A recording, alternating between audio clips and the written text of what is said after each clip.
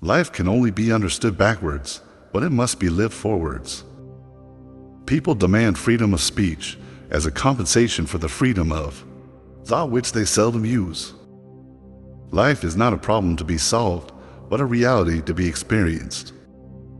The most common form of despair is not being who you are. The function of prayer is not to influence God, but rather to change the nature of the one who prays. To dare is to lose one's footing momentarily, not to dare is to lose oneself.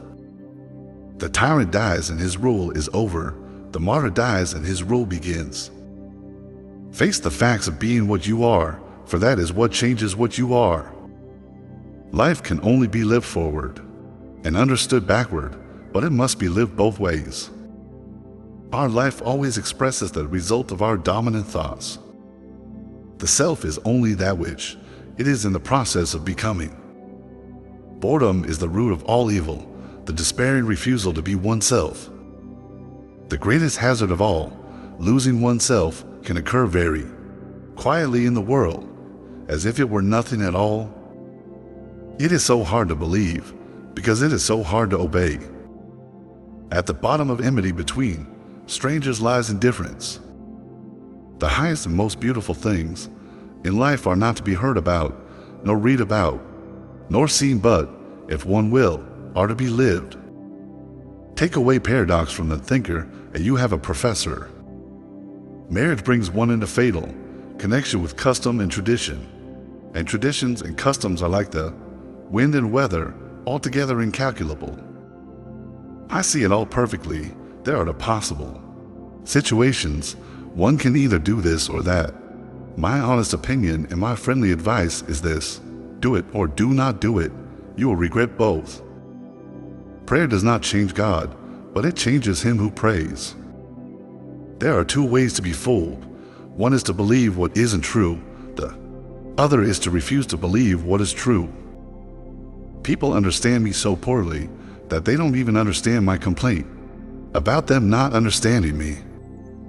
A man who is a physical being is always turned toward the outside, thinking that his happiness lies outside him, finally turns inward and discovers that the source is within him.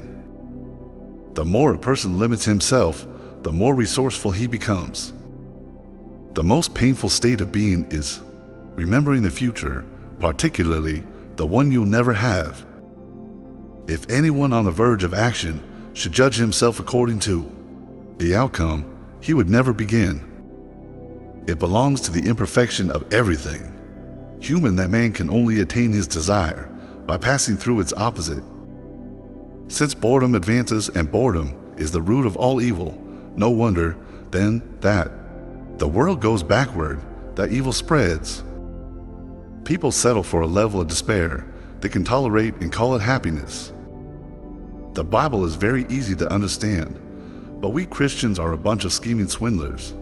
We pretend to be unable to understand it because we know very well that the minute we understand, we are obliged to act accordingly. If you don't dare, you are doomed to failure. Life's deepest problems can only be solved by proving oneself, not by talking about them. When one has once fully entered the realm of love, the world no matter how imperfect becomes rich and beautiful. It consists solely of opportunities for love. On the secretly blushing cheek is reflected the glow of the heart. Truth always rests with the minority, and the minority is always stronger than the majority, because the minority is generally formed by those who really have an opinion. What if everything in the world were a misunderstanding? What if laughter were really tears?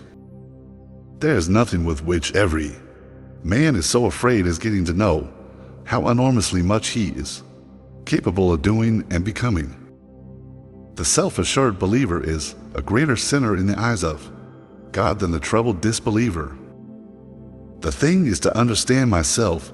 The thing is to find a truth which is true for me, to find the idea for which I can live and die. The supreme paradox of all thought is the attempt to discover something that thought cannot think. One must not think slightingly of the paradoxical, for the paradox is the source of the thinker's passion. And the thinker without a paradox is like a lover without feeling, a paltry mediocrity. In addition to my other numerous acquaintances, I have one more intimate confidant. My depression is the most faithful mistress I have. No wonder, then, that I return the love. Far from idleness being the root of all evil, it is rather the only true good. Life has its own hidden forces which you can only discover by living. Life is a reality to be experienced, not a problem to be solved. The most serious illness is not a physical condition, but rather the lack of any sense of the meaning of life. The task must be made difficult, for only the difficult inspires the noble-hearted. To cheat oneself out of love is the most terrible deception. It is an eternal loss for which there is no reparation, either in time or in eternity. What is a poet? An unhappy person who conceals profound anguish in his heart, but whose lips are so formed that when the sigh and cry pass through them, it sounds like lovely music. Where am I? Who am I? How did I come to be here? What is this thing called the world? How did I come into the world? Why was I not consulting? You don't change people by changing their opinions. You change people by changing their beliefs. You will always find those who think they know what your duty is better than you know it. An individual in despair despairs over something. Despair is a sickness in the spirit, in the self, and so it may assume a triple form: in despair at not being conscious of having a self, in despair at not willing to be a self, in despair at not willing to be a self, and in despair at willing to be oneself. The difference between an admirer and a follower still remains, no matter where you are. The admirer never makes any true sacrifices. He always plays it safe, but the follower, as a disciple, must make sacrifices. The self is a relation which relates itself to its own self, or it is that in the relation that the relation relates itself to its own self. The self is not the relation, but consists in the fact that the relation relates itself to its own self. To stand on one leg and prove God's existence is a very different thing from going on one's knees and thanking Him. True love is a relation between two divinities. The lover becomes divine because he gives, and the beloved becomes divine because he is given to.